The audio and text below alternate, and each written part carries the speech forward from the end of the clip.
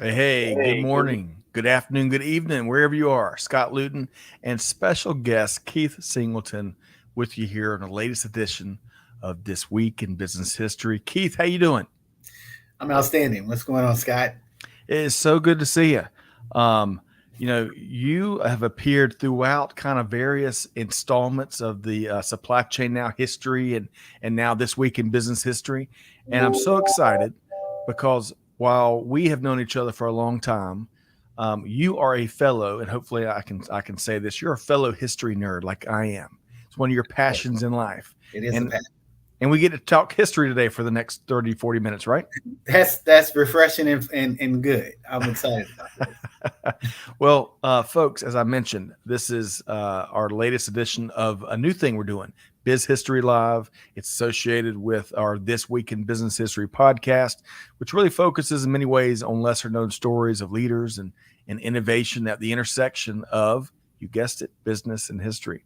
We drop a new episode every Tuesday, including replays of our live sessions. And Keith, I don't know if you've checked these out yet, but Kelly Barner is my co-host, my esteemed co-host. She brings all the literary and the real writing chops, and she drops a handcrafted masterpiece every other Tuesday. So y'all check that out. I will have to do that. In fact, Keith, I think I've got a graphic of our latest. So this is the latest episode that we published today, one of Kelly's episodes, and it focuses on Julia Child. Okay. I haven't checked all of it out just yet. Clearly, someone was when they said only a businesswoman. We all know how iconic and how successful and how impactful Julia Child was, far beyond just a business person. And check out this quote: "With enough butter, anything is good." Keith, I can get behind that. How about you? Butter is like sugar. It goes into everything, don't it? Oh man, don't you know? So, folks, check Amazing. that out. New episode today, published by my talented friend Kelly Barner, and you can find that if you search up "This Week in Business History" wherever you get your podcast from. You can check that out and subscribe so you don't miss a thing. But Keith, today, with this newer aspect of our Biz History programming, we're live. We're live across I think 5 social channels right now. We welcome comments from folks as they want to comment on the stories we're going to be talking about. We've got 4 interesting historical moments to share today. Is that right, Keith? That's right. Cool. Now I brought my 4. Did you bring your 4? Kidding. I knew he was gonna get me. We've got 4 good things, and I bet we're going to be sharing some things that folks haven't, connected the dots on. I was surprised by some of the research we did. So, with all of that said, Keith, we're going to dive right in. Let's do it. You ready to go? I'm ready to go. All right. So this first one, I'm going to pull up this graphic for a second, and folks can kind of check this out as I go through this. Number 1 on our list today, we're talking titans of fast food. Yes. So some folks may not know, Wilbur Hardee was born August 15th, 1918 in Martin County, North Carolina. Keith, after leaving the family farm with a dream of becoming a musician, I think we all have dreams of becoming musicians at some point or the other, right? Wilbur ended up serving in the U.S. Navy. And Keith, I believe you're a Marine, right? Marine veteran. Right. Absolutely right. Marine Corps. See, we just kind of established some kindred spirits between you and this story on the front end that we're going to walk through. So after World War II, Wilbur Hardee found himself working as a grill cook at a restaurant. So as we're about to find out, that experience was critical because it planted a seed in his mind that he uncovered a new passion. He wanted to become a restaurateur. I think I said that right. And of course, an entrepreneur. So by the late 1950s and early 1960s, Wilbur Hardee opened 5 different restaurants along with his wife, Catherine, including something called the Silo in Greenville, North Carolina. In the early 1960s, Wilbur heard about a little-known restaurant, that had just opened in Greensboro, North Carolina, and it was generating a ton of buzz. Keith, any guesses in terms of what restaurant you think that might be? Guesses wise, I mean, we all know the Ray Kroc story at McDonald's. Yes. So it's the gift that keeps on giving. That Ray Kroc story. Mm-hmm. So as Keith guessed it, Wilbur Hardee Wilbur Hardee. I keep wanting to say Wilbur Marshall and switch it and say Harder Wilbur. No, Wilbur Hardee decided to take a trip to that McDonald's on Summit Avenue in Greensboro and check it out for himself. He would park kind of in a out of the way spot and just observe a lunch service at McDonald's on a Sunday morning. So Keith, he was stunned. Wilbur Hardee was stunned that the business did about $170 in an hour, which may not sound like a lot, but you got to consider two things.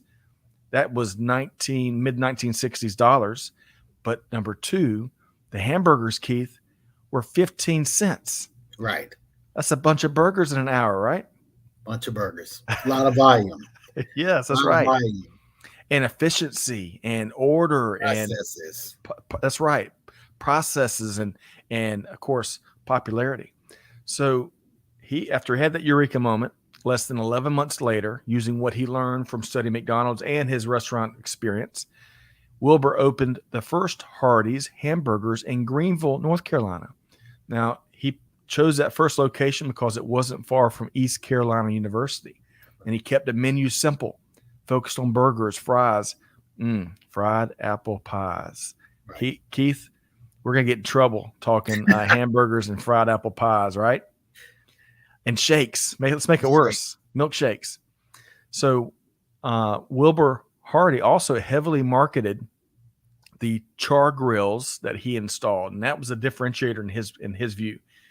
It would help bring more flavor to the Hardee's burgers versus the McDonald's competition. Better tasting burgers, he thought.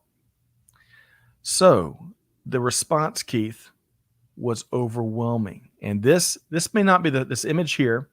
I believe is the first one. If it's not the first, it's one of the very first ones, right? One of the first Hardee's hamburgers. So I want to pause just a second. So Keith, you grew up. I always want to go to Oklahoma, although I know you've got roots in a couple of different places. Right. Have you had Hardee's around you, whatever journey? Because really, it's predominant in the Southeast and the Midwest, I believe. It is. I mean, it's interesting if you do some research on this. Later, Hardee's would combine with the name Carl's Jr. Yes. And in Oklahoma City, it had one of the first stores that offered. It was one of the cities that offered both Carl's Jr. and Hardee's. Yep. I didn't know that, so I did grow up going to Hardee's. Okay. I did grow up going to Hardee's. Man, you start connecting the dots, and it's a really small world. And blessed be the ties that bind. Always comes to my mind. A phrase does. So going back to the Hardee story, before some of the expansion that Keith just alluded to. So immediately, right out of the gate, especially having already had restaurant experience and having all the success of the movement that was at the time, this fast food, quick service is a new notion, right? So Wilbur immediately was thinking about expanding. And about that time, he was introduced, luckily or maybe unluckily, depends on how you look at it, to a couple of partners, yes, Leonard Rawls and Jim Gardner. Yes.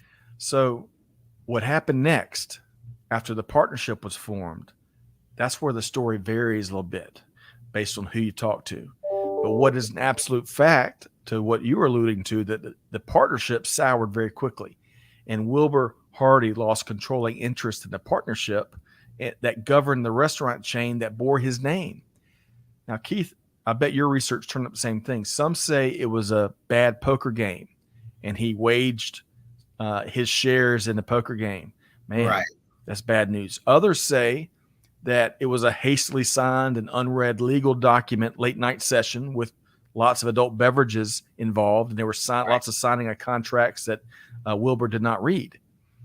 But regardless, just a couple of years after the partnership was formed and then went sour, Hardee would be bought out by Gardner and Rawls for, there's two figures I've seen, $20,000 or $37,000. That's two figures I came across. I'll pause there for a minute, Keith. And I don't know about you, but I don't sign legal documents playing cards or after drinking any adult beverages. Any beverages. But, the interesting thing on this is that what I liked is, he, in a later interview, he admitted that he just did something stupid. Yes. Real remorseful about it. It's great to hear that he later went on and made money.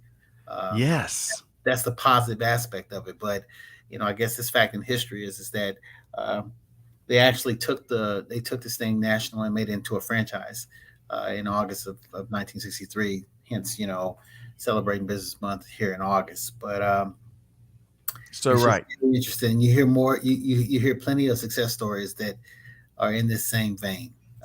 Unfortunate, but um, It they've happens. they've made lots of money with Hardee and Charles Jr. Well, I like a couple things you acknowledge there because he did just own up to it later in life, right? And there also is a happy conclusion to the story. And I'll drop this so I can share a couple of these comments. I'll get to that in just a second. Let's see here. Amanda loved going back to Julia Child. So she's a big fan. We're both big fans of Julia Child. There's a great new movie or newer movie that came out that we've enjoyed and series too, I believe. And she says her dad loves Hardee's biscuits. Yes. That's what that and the Frisco breakfast sandwich. If I'm keeping it real around here, Keith, Yes. I can't do it anymore. But in college, I could eat 3 or 4 of those at a setting. Again, we can't do it anymore as much as I would like to. Have you ever had this Frisco breakfast sandwich? I've had both. The biscuits kind of took off in the 80s. Hardee's just kind of rebranded itself with that breakfast biscuit. Yes. Yeah, and in the 90s and 2000s, they got into some interesting creative advertising. Yes, Goodness. they did. I'll save the footage for a later time. But Catherine, going to need a burger for dinner. I think all 4 of us, and by the way, big tip of the hat to Catherine and Amanda for helping make the production happen today. So, Keith, let's get back to, as we wrap up this first story, the better side of how this thing turned out. So, as Keith mentioned, 18 or over 1,800 locations that exist today across the southeastern, midwestern U.S. That's Hardee's and Carl Jr., I believe. Hundreds of millions of revenue, just under $1 billion in revenue in 2021.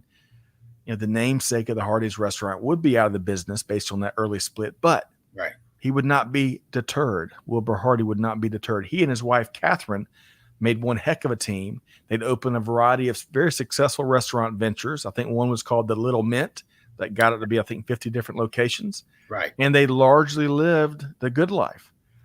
He passed away, unfortunately, but after a life well lived on June 20th, 2008.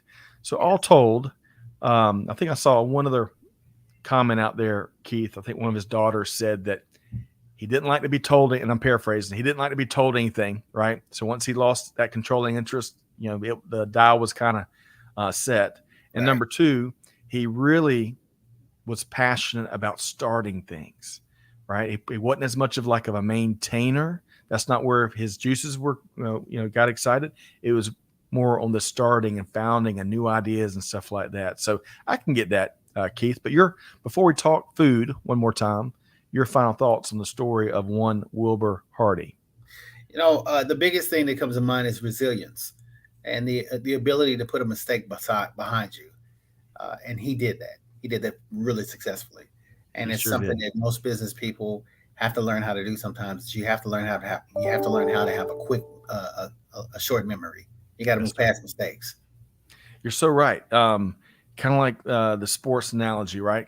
Baseball closers. Right. If they blow a save the night before, they gotta block that out and forget it and move on. They can't let it impact their appearance the next day, right? Next game.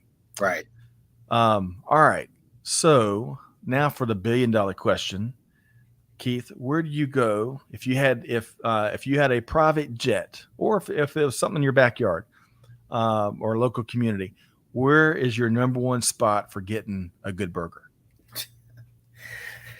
When I'm in Oklahoma, I go to Whataburgers. Okay. All right. Is that what? That's what I do. I love Whataburgers. But here in Georgia is Wendy's for me. Okay. Wendy's makes a good burger. And we could do I'll have to do a future episode on Dave Thomas, who was quite the personality. What I have read about is the personality you saw in the TV commercials wasn't the whole shebang. There was a lot more to Dave Thomas, huh? Right. All right. So we're going to have to leave the topic of burgers because we are getting way too hungry. Looks like, hey, Sheena Also is a big fan of Whataburger in Oklahoma City. You ever been to, Sheena, That's perhaps? his daughter. Oh, really? All right. Well, Sheena, hey, as I was saying, blessed be the ties that bind.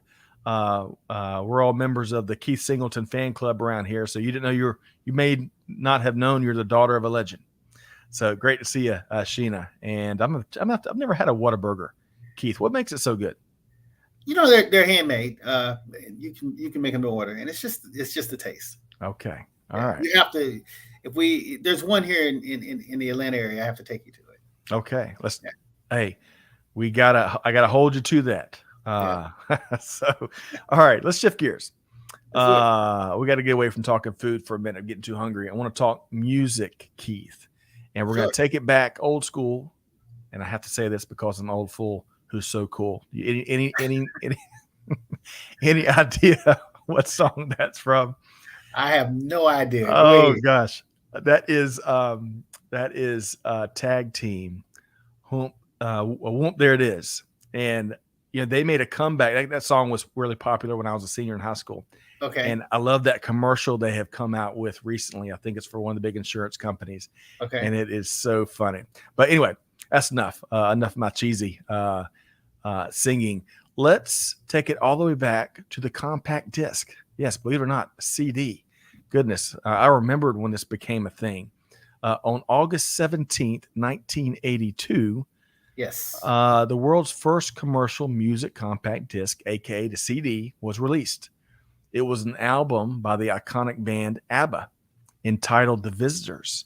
Now, some folks would argue that it was a Billy Joel CD. It kind of part depends on how you define it. But hey, according to my sources, ABBA was the world's first commercial music CD.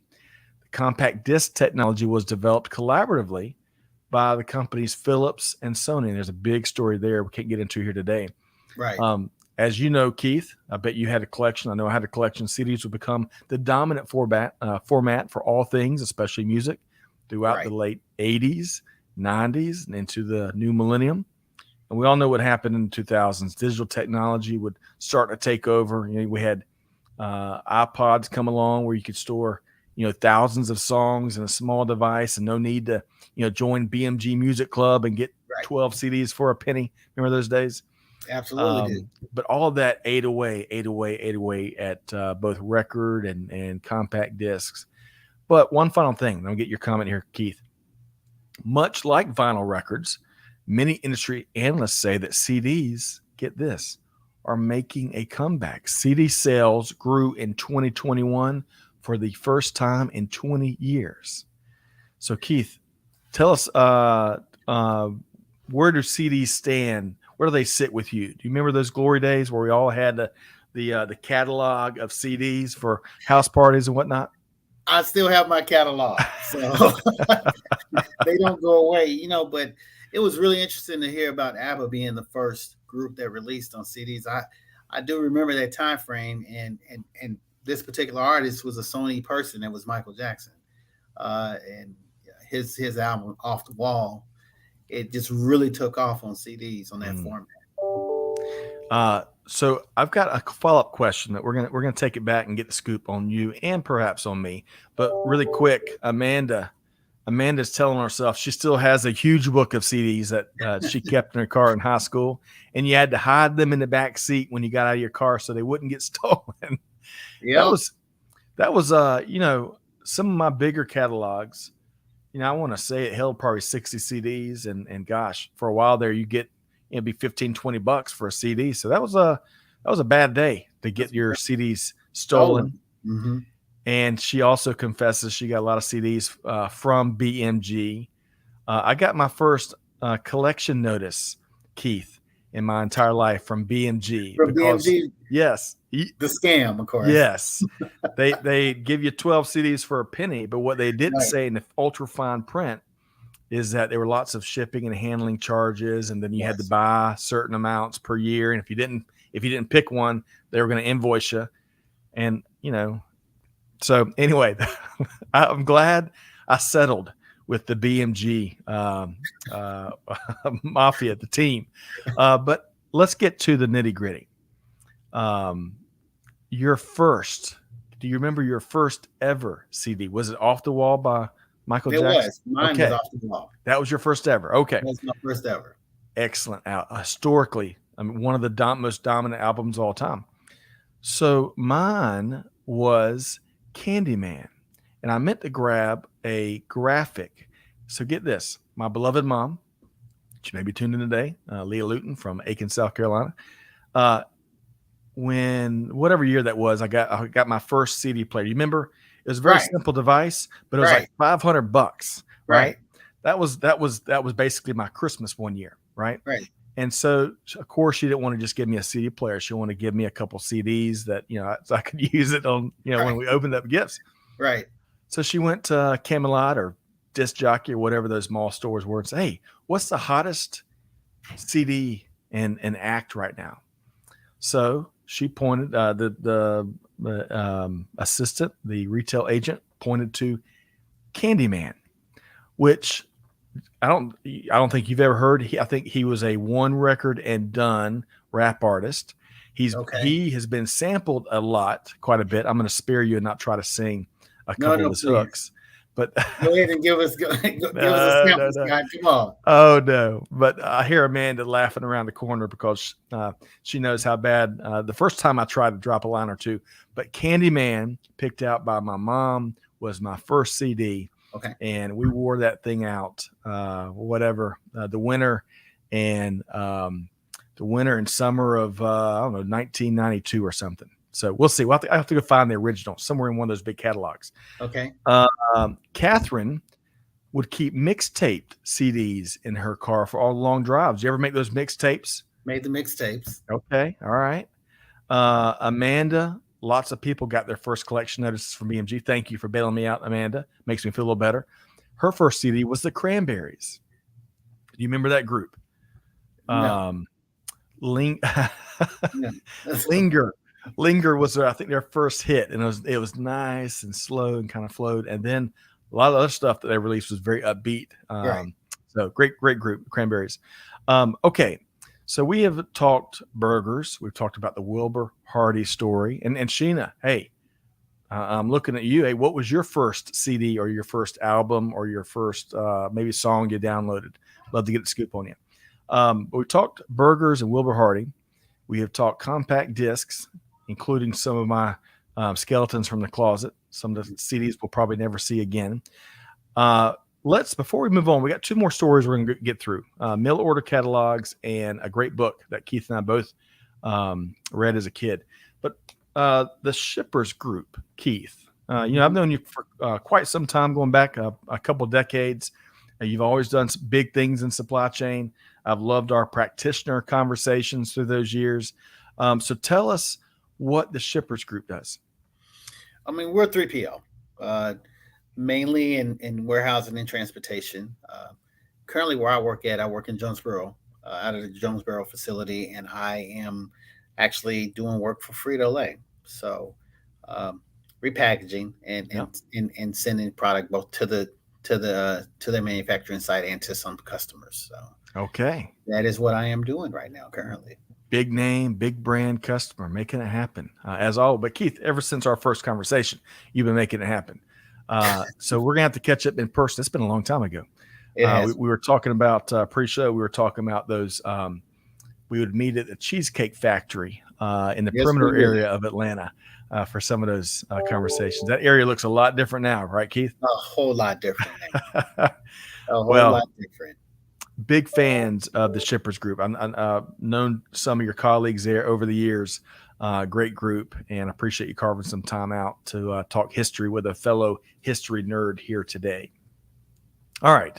So speaking of supply chain and shipping stuff, that's a perfect segue, unplanned segue, Keith, for our third item today. So what did folks do before we had Amazon? Well, we ordered from these things.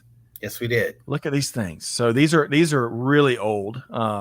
We order from mail order catalogs. So now, while most folks may think of Sears when it comes to the big old catalogs, the first company to publish one might surprise you. Montgomery Ward published the first mail order catalog on August 18th, 1872. Get this. it was a small group when they launched it. I think I read earlier there's only a handful of employees when they first launched this. Like I think it was like a one pager, right, in 1872. Mm-hmm. But by 1904, they had over 3 million customers on the Montgomery Ward mailing list. Wow. Now, even though, Keith, this also surprised me today. I didn't know this today. I was today years old, as the old meme goes, when I learned this. Even though the Sears catalog discontinued in 1993, which I did know, you can still request and get a Montgomery Ward catalog. I was on their site earlier today, so that surprised me a little bit. So here in the image, before we have Keith comment, the one on the left, I got the date cut off, but that's spring and summer 1875. So that's about 3 years after they launched these things. And one on the right is more from I think 1895. So you'll see kind of how it evolved a bit there. But Keith, mail order catalogs long before it was Amazon. That's how, especially folks in the rural parts of the world, got their stuff, right? It is. I mean, that's how many of the people that lived in some of what was called then the frontier states, that's how they shopped. And interesting to me, I would have thought that the companies like the Montgomery Wards and Sears, we may have had this conversation before, Scott, would have been successful.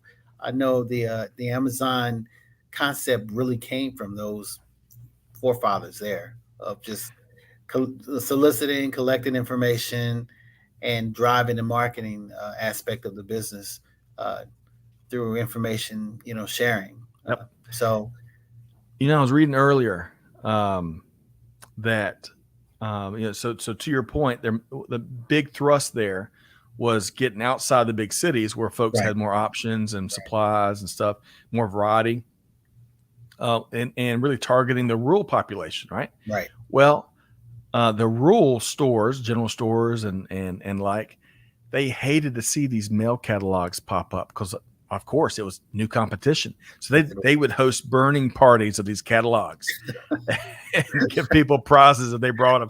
So, what's old is new again. The competition hasn't gotten any. The competition is just as fierce. It looks different, right?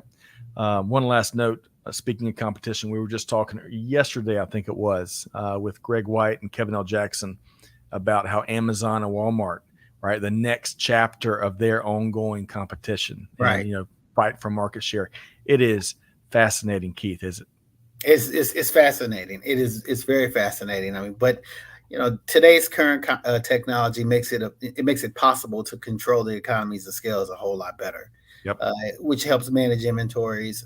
It's a lot more real time, but it still gets back to the nuts and bolts of the business. What I think Montgomery Ward's really mastered was managing the supply chain, getting things there cheaper, right, and not having carryover costs, things like that.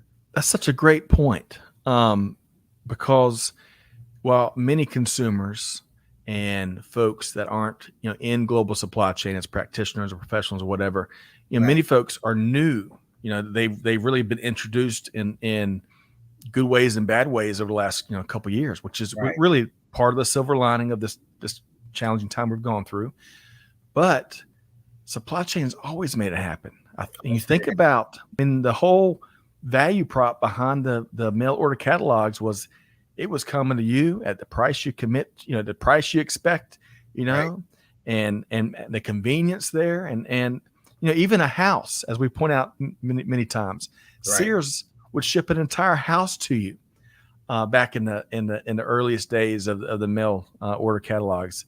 So if there's anything that has been consistent, it is folks in supply chain making it happen. So a lot of good stuff there, Keith. All right, so we're coming down the home stretch, Keith. We've got one more item we want to share with folks, and I think a book that you and I both have enjoyed. I'm going to pop this up here on the screen. And this is Animal Farm by George Orwell. Now, some of our listeners may be familiar with this book. This was published for the first time. The initial publishing was on August 17th, 1945. 45, correct. And we were talking in the pre-show about some of the, some of the history of that time and what really fueled George Orwell to write the book. And I'll challenge people to go, you can go Google that and dive in deep. But this was one of my favorite books as a kid. I want to say we read this in the 6th grade or 7th grade. in a nutshell, if folks haven't read it or hadn't seen the 2 movies that have come out, it tells a story of a farm where all the animals rebelled, right? They drove off the farmers off the property. Yes, they And did. then the animals, Keith, as we know, had to establish essentially a government, right? Rule of Right. order. But that's where it gets interesting, because eventually, as the graphic to the right says, because they wrote all the rules on the side of the barn, and as the book speaks to, the rules continued to evolve, because eventually classes were created amongst the farm animals. And because of that and a lot more, I'll save, I won't give up the whole story, but the farm would become worse off than it was, uh, even when it was being run by the farmer. It Right. was a bit of a disaster. So, Keith, I know you've read Animal Farm. What's your thoughts on this book, this impactful book? It's an interesting parody on just what happened to the Soviet Union. Um, Even and it's really prophetic as to it predicted how the Soviet Union would probably devolve Mm. uh, to the last point where some animals became more equal than others.